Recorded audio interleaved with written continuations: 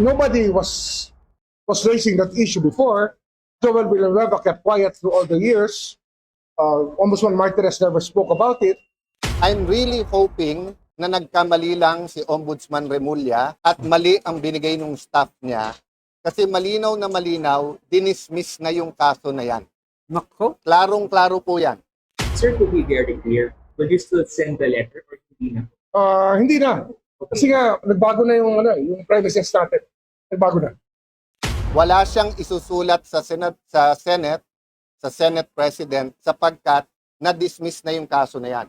At kung titignan mo bakit na-dismiss, malinaw na hindi marireverse. First, ang pirma ni Joel doon ay forged. Hindi niya pirma. Nung una, Oplan ligaw. Nililigawan yung mga witness na wag pumanta, wag ganyan. Ngayon, ang Oplan na iligaw. Iligaw kung outside kung sino yung mga Nandigaw. most guilty dito. Since former Of course, lumalabas ngayon sa hearing hanggang kay Mr. Zaldico. But wala naman, kayo ba naniniwala kayo hanggang dun lang yon? I don't think there's one mastermind. I think it is a group of people who came together, maybe stumbling into it. O dyan. So, it's a surprise secret decision that came out. So it was a secret, sir? Well, nobody was raising that issue before. Joel Villanueva kept quiet through all the years. Ombudsman Martinez never spoke about it. Di ba? Parang secret decision siya. Alam niyo ba yon? Did you know about it? Nobody knows about it. Sir, sabi po ni President Villanueva, sabi niya daw po, sir, this naman daw po ay harassment and fake news daw po yung sinabi. Well, harassment, it's not harassment. It's something that everybody thinks to be still valid. That can turn out to be not valid anymore due to a secret decision. Dapat kasi, hindi naman na-publish yan, hindi yan nilabas. Nobody knew about it. Kahit na sa Senate mismo, hindi nila alam yan. Even Tito Soto didn't know about it. Ngayon lang nila nilabas. So don't you call that a secret decision? But sir, what about the people here in the ombudsman's office? Siyempre, alam din dapat nila yan, sir. Exactly. Nobody was raising any issue about it before this. Nangyari po, naging secret po ito. Hindi ko alam eh. Basta it's a very mysterious decision. Kasi nga, it's a public interest decision. He ran for public office. He was elected senator. So it's a very newsworthy thing. And it's something that is in the public interest. Kailangan pa ba ng investigation internally, sir? Now we're studying the decision. We're studying everything. Sir, to be very clear, will you still send the letter or hindi na? Hindi na. Kasi nga, nagbago na yung premises natin. Nagbago na. Yung main concern ko ngayon, bilang minority leader, bilang tagapagsalita ng minority, bilang isang nasa oposisyon, ay yung tingin sa atin ng buong mundo. Tama. So, dalawa pong main concern. Una, meron tayong mahigit 10 milyong Pilipino na nasa abroad. Napakaraming Pilipino nagka-travel everyday. Pangalawa, yung investment sa ating bansa.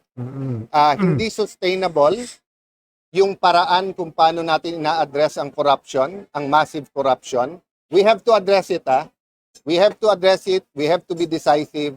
Kailangan may major reforms at tunay na pagbabago. Kailangan may makulong. Tama Pero nga. the way we're doing it, na parang circus araw-araw, lubusan na apektuhan ang image ng ating bansa. I'll give you an example.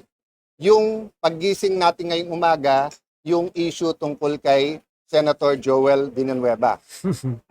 Okay, all senators can defend themselves. Sa minority, they can defend themselves. I'm really hoping na nagkamali lang si Ombudsman Remulla at mali ang binigay ng staff niya kasi malinaw na malinaw, dinismiss na yung kaso na yan. Nako. Klarong-klaro po yan. Wala siyang isusulat sa Senate President sapagkat na-dismiss na yung kaso na yan. At kung titignan mo bakit na-dismiss, malinaw na hindi marireverse. First, ang pirma ni Joel doon ay forged. Hindi niya pirma. Pangalawa po, ang nakalagay sa letterhead, Buhay Party List. Siya po ay representative noon ng CBAC Party List. No? So this is not even a debatable matter. So I know Boying Remulla. he is a man of duty. May sense of duty yan. Nabasa ko mga statements niya bago siya maging ombudsman. Naniniwala ako gusto niya ng tunay ng pagbabago. Marami akong issues na hindi agree sa kanya, but I see his sincerity na gusto niyang parusahan ang dapat parusahan. Unfortunately, parang naging circus nga, palakasan ng palakpak. And we know that there are certain people who are against Joel, who are against the minority. So, habang ginugulo ito ng mga mastermind, sila'y nakakawala. Isipin niyo po, no? Kung unang araw na sinabi ng Pangulo, mahiya na Physical harassment sa inyo in part of the opposition. let's see, after Ombudsman Remulla sees the documents na pre-provide na rin. Yung iba dun, sa inyo sa media na mismo, lumabas. Yung iba kay Senator Joel, di ba? So sa akin, right now, benefit of the doubt, nagkamali lang. Right now. Pero yun nga, makikita nyo tuloy ngayon, in context ng flood control, na talagang yung iba sa amin ay target talaga. Pero sino ang umaatake sa inyo? Sino? Sorry? Sino ang umaatake sa inyo? Sa Senado? Many, but definitely the mastermind. Can you Hindi name ba the si... mastermind?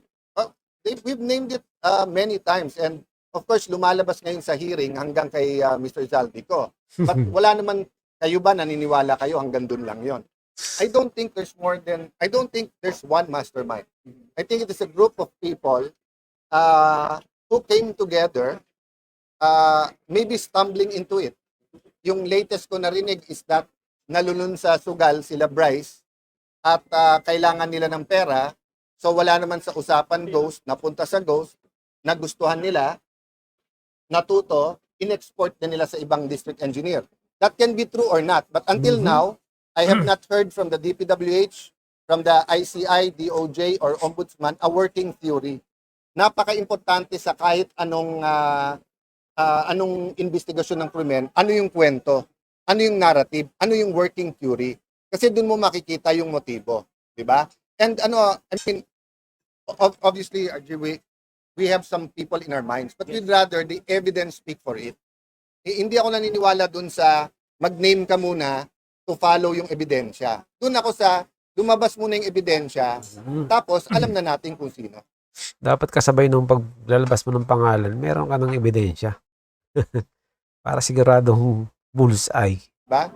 So all throughout, yung kay President Erap, kay President GMA, yung yung mga investigasyon in the past, di ba? Nauna muna yung ebidensya, saka kami nagsalita. So yun lang pakiusap namin na ituloy-tuloy natin yung investigasyon na to, pero huwag tayo fight na ma-distract. Kung sana pending yung kaso at saka dapat siyang alisin, kahit member siya ng minority, kahit sino man siya, di ba? Kahit Senate President siya. Pero ngayon na nakita nating maling-mali, sana tayuan ng buong Senado at sana nga nagkamali lang and medyo madisiplina ni Ombudsman Boying yung nagbigay sa kanya noon. Sir, ano advice yung kay Senate President kayong papareceive daw sa Senate yung particular na inilabas niyo? It's not for me to advise the Senate President, di ba? But yun ang difference ng minority leader at saka ng Senate President. The Senate President is not only the father of the majority. Siya din ang tatay ng buong Senado. Di ba? So pagka ang Senado na inaatake o kahit member ng minority, kahit independent, pero foul, mali, ang mabubugbog yung institusyon, tandaan nyo, 24 lang kami. So napakadali na maglabas ang ombudsman ng para sa 8, 9, and then gibain ang Senado. But I'm not ready to say that intentional to sa part ni Ombudsman Remulla. Ako'y naniniwala, mali yung remember, saan ba nag-umpisa to? Isa lang, kay dating Secretary Leila de Lima. Naku! Na sa kagustuhan niya, ipakita na patas siya, hindi lang kalaban ng Aquino administrasyon ang kinasuhan din si Joel Villanueva kahit na walang pweba, walang ebidensya, at kahit mali. Kahit sa confirmation hearing niya, inadmit niya na kulang na ang pirma, ang letterhead, buhay party list. Ang pirma, hindi pirma ni Joel, tinuloy pa rin niya. Diba?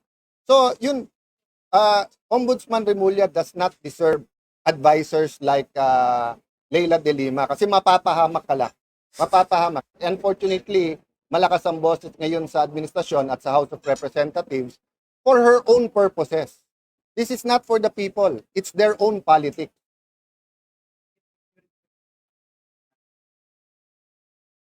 I'm waiting what his response after he reviewed this, di ba? There are some debates for me that are worth it. There are some debates na it's just a show, di ba? So sa akin, whether harapin siya o hindi sa budget, it's a matter of what's right or wrong. Assuming he wants to reverse that, may proseso yan. Kung gusto niya i-revive, may batas yan, may proseso. Pero hindi naman pwedeng biglang susulat ka at sabihin mo yung mas maagang desisyon na re-reverse na later on ang masusunod. Di ba? Hindi naman pwede yun. Malinaw yun. Walang due process nun. Martial law na tayo nun. Sir, kauupo lang ni Remulla, pero palpak na agad yung informasyon yata at yung pinahali. It happens, and as I said, let's give him time to review it. Malinaw naman yung mga dokumento. So I'm looking at the bigger picture. The news here for me is not the mistake, but rather, is it an unwitting, kasi pwedeng wittingly or unwittingly yung atake sa Senado.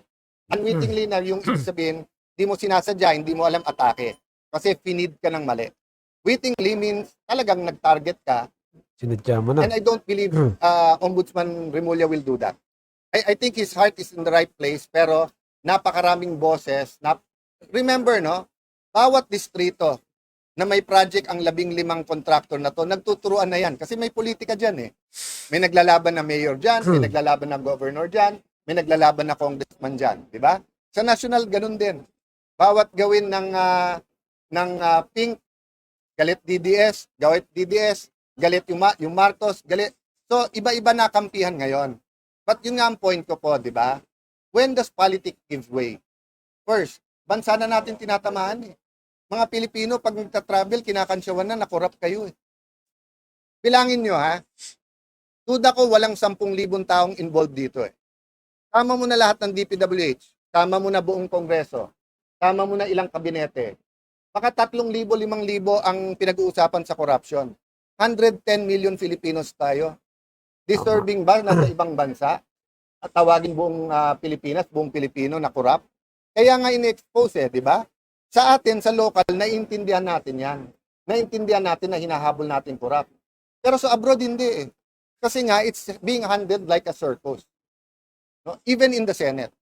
That's why, lagyan natin ng konting ayos. Diba? Let's not think that we can do anything and bahala na yung consequences. Lahat ng action natin may consequences. Pwede ako magwala dito ngayon. Pwedeng ko ano-ano sabihin ko. Pwedeng ilabas ko kung sino tingin ko mga mastermind. It won't be helpful if it's just part of the circus. So, sir, yung ano po, Yung mag-investiga sa ICI, meron din po We have to find a way na mas mabilis ang investigasyon, mas mabilis yung pagkaso, at hindi tayo ma-distract. So, kung kinasuhan ka agad, si Alcantara, si Yusek, si Bryce, si JP, etc. Kinasuhan ka agad kasi ghost eh. Ano pang hanapin mo? Ghost. Tapos nakapag apidapit yan one time, malinaw. Eh ngayon tuwing hearing, pabago-bago eh. Diba? So, ang problema sa ICI, sila mismo nagsabi, kulang kami sa power. Pero pati sila na pagbibintangan na anong direksyon nyo. At kasi, sino ba nagbibigay sa kanya ng dokumento? Aside from yung mga gumawa nito, DOJ, DPWH, Office of the Ombudsman. Diba? Ang matindi pang problema nito mga kababayan, yung nangyaring sunog diyan sa main office ng DPWH. Parang, ano ba yun, nagkataon o sinadya? Hindi mawali sa ating mga kababayan na isipin na sinadya yung sunog na yun para linisin yung mga ebidensya, yung mga opisyal na posibleng sangkot nga dito sa mga anomalya na nangyayari dito sa ating bansa. Eh, bakit naman masusunog ng ganon-ganon na lang?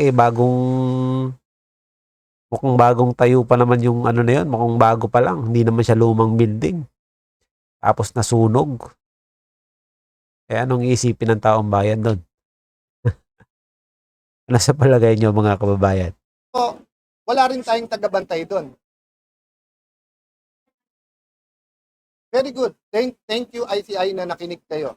'Di ba? And thank you na kayo mismo nagsasabing you need more powers. But sa akin din, let us bulletproof them in terms of yung faith ng tao. And the way to bulletproof, magsama ng ilang religious leaders, magsama ng isang oposisyon, then make them independent. Sa US, pag independent prosecutor ka, ang pera mo at gagawin mo, independent ka talaga. Hindi depende yan sa administrasyon. So there's much more we can do. In fact, ang bill na yan kay Senator Soto, kay SP, yung na-legislate yung ICI. But definitely it has to be faster and kailangan bullseye, kailangan focus tayo. Dapat ba sir may contempt power na yun? No doubt. No doubt. Isipin mo ang Senado mag-hearing walang contempt power. Di walang pumansin. Buti na lang sa galit ng tao, sumusunod sa ICI. Ang problema nga, nililigaw. Ako, it's clear to me na ang Oplan lahat ngayon, Oplan, nung una, Oplan ligaw.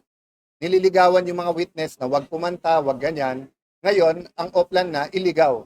Iligaw kung outside kung sino yung mga most guilty dito. Then si former Senator Trillanes nag-file ng plunder case against Senator Bongo and former President Duterte. Your opinion on that? Yeah. You know my opinion about the different people, etc. People who lie can tell the truth. People who tell the truth can lie. So the document and the evidence will speak for itself. I'm confident Bongo can defend himself. Diba? So yun ang proseso. So if anyone has anything against anyone, i-file nyo. Diba? Yun ang tamang proseso. Pero yun nga, sinasabi ko, whether witnesses dito, ligawan, nililigaw, that's really happening now. And sa galit ng tao kasi, sa galit, di ba, all of us wants to please the people. But we have to think a little bit long term. Leaders tayo, hindi tayo followers. Hindi pwedeng galit ang tao o gawa tayo ng paraan na hindi na sila galit. Hindi. Address the issue. And what's the issue? Dalawa lang. Ikulong ang mga guilty, soli pera, pero pangalawa, tunay na reforma. So, sang-ayon ako dun sa nagsasabing yung 600 plus billion ng DPWH, bawasan ng at least 10%. Kasi kung the same amount na gumawa dati, de pag binid mo, nandun pa rin yung kickback. Pero sinabi naman ng DPWH, nire-review nila ngayon. Sana, bago yung final, yung 625 na yon, at least by 10 to 15%, bawasan, ilipat sa mas magagandang project. Pero do you believe, Sen, yung paninira kay Senator Bongo, part yun sa tinawag nyo na systematic na paninira sa minority? You know why I don't want to go into Bongo, Joel Villanueva, Jinggoy Estrada, everyone, no? The Tulfos, may tumitira din. Villar, may tumitira din. Kay Ping, di ba? May lumabas na picture kay Senator Ping with the Discayas. I don't want to attack or defend any of the senators because they can do that themselves. Sa akin lang, dinidistract ba tayo? So kung isa dun sa mga nabanggit ko o isang senador ang mastermind, by all means, itodo na natin. Pero kung hindi sila mastermind, there should be a better way to deal with their malfeasance o misfeasance if there's any. Diba? Pero yung nangyayari na public circus, walang natatawa eh. Naaliw tayo, pinapanood natin, pero it's not helping the country. I'm concerned talaga sa takbo natin. Alam mo yung ganito kalaking tama, hindi agad-agad. Sa stock market, baka medyo agad-agad, pero sa fundamentals, sa foundation ng ating ekonomiya, may tama to ha. Pati kung ano turing nila sa OFWs natin, may tama to.